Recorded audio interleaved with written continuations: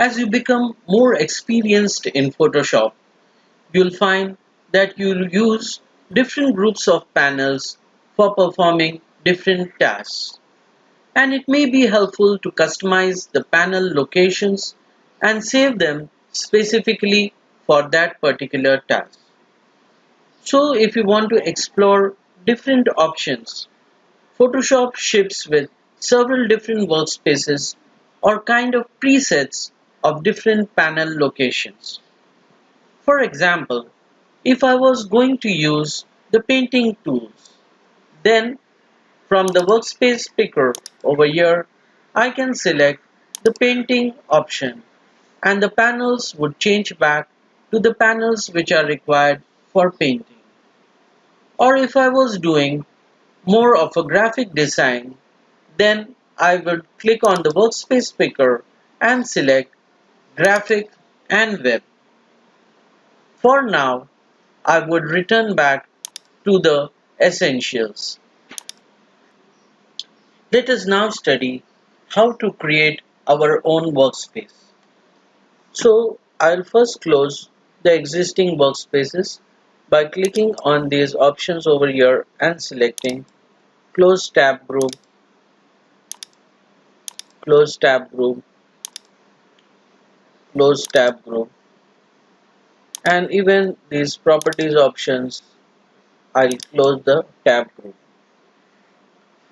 Now take for example, the layers panel is a very important panel which I use frequently. So I will click on window and I will select layers. So the layers panel will automatically appear over here. Now if I also work with the color panel, then I will click on window and I will select colors. Supposing the color panel I want it below the layers panel, then in that case I'll grab this and bring it down here till I get this blue line you can see at the bottom, and now the color panel is at the bottom. Same way, if I work with the properties panel frequently, I'll click on window and select properties. Again, if I want to move the properties panel down, so I'll click on the properties panel and move it till I see this blue line and it will come below the color panel. At any point of time, if I want to size any panel, I'll click like this and I can size a panel to whatever size I prefer. Now supposing these are my frequently used panels which I would be using regularly. So I would like to save this as a workspace.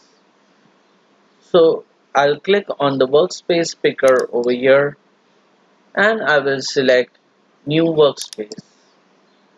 I will give this workspace a name like Sam's workspace.